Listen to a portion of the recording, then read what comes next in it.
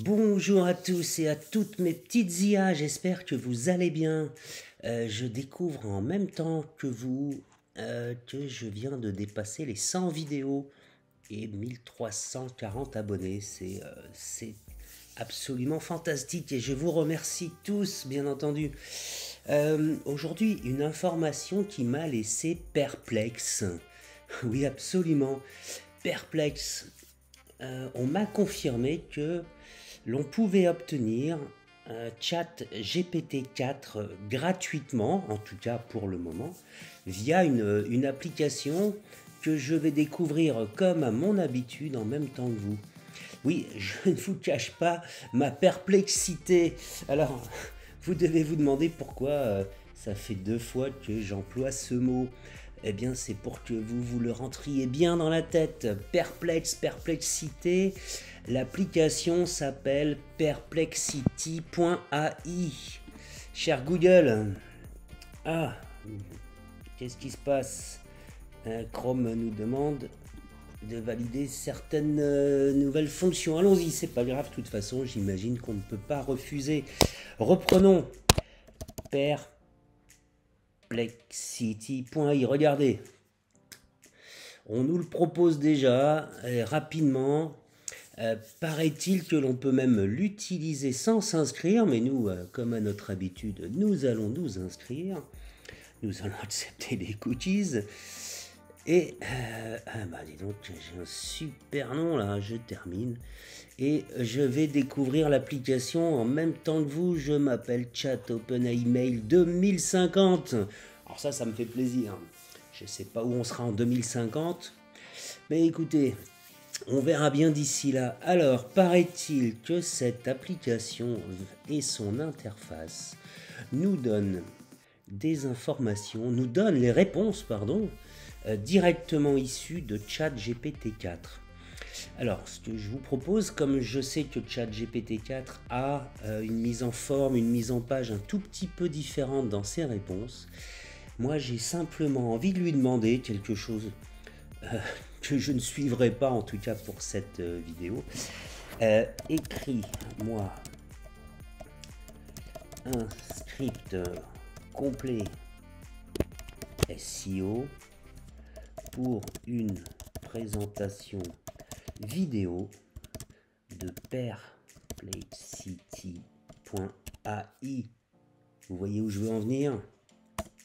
Allez, montre-moi de quoi tu es capable, chat GPT-4. Effectivement, question en français, réponse en français, ça c'est plutôt pas mal. Et il nous propose donc un exemple de script. Bonjour et bienvenue.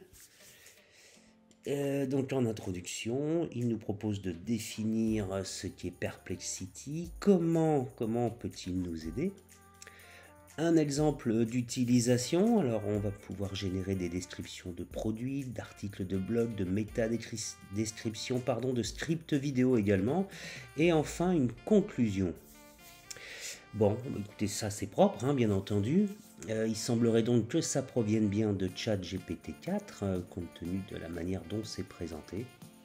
C'est vraiment propre. Et en dessous, nous avons quelques liens qui, à mon avis, doivent être des sources.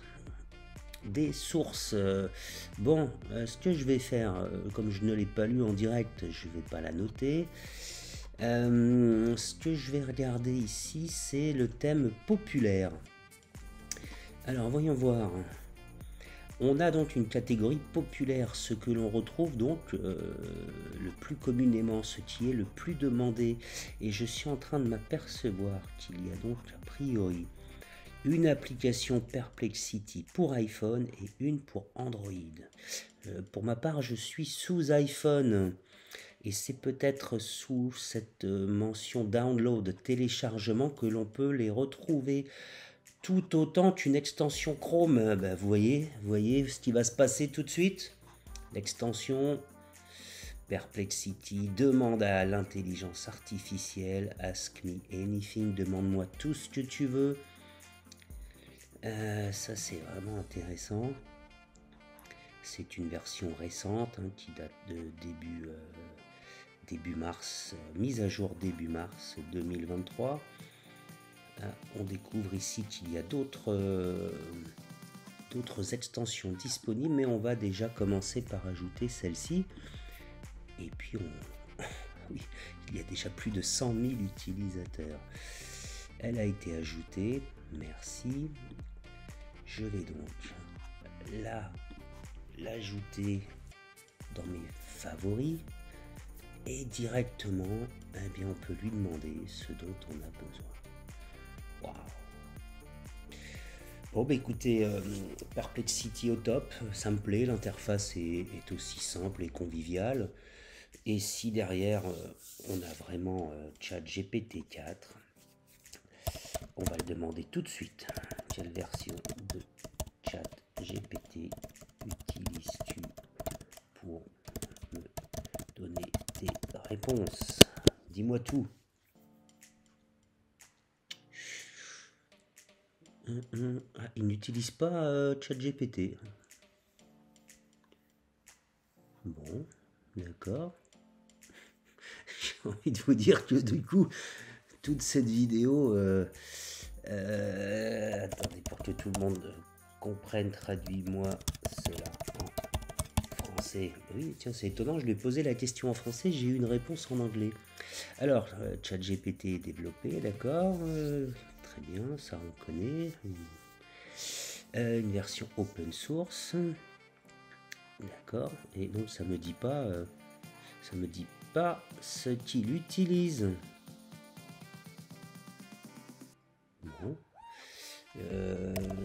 Quelles sont les sources que tu utilises?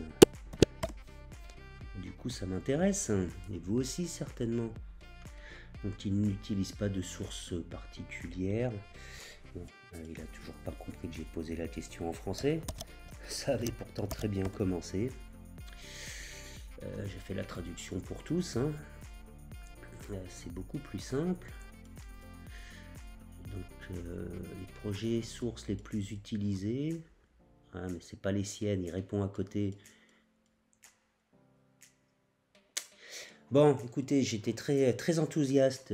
Finalement, je vais rester perplexe dans l'utilisation de Perplexity, et probablement vous aussi. L'information que j'ai obtenue était vraisemblablement erronée, ou en tout cas il ne veut pas nous l'avouer, et pourtant la première réponse me paraissait satisfaisante. Je vais quand même le garder, l'utiliser ponctuellement, et ce qu'on fera au cours d'une prochaine vidéo, c'est qu'on fera un comparatif de prompt entre le ChatGPT version gratuite 3.5 et donc Perplexity, qui nous mettrait supposément à disposition la version mise à jour ChatGPT4.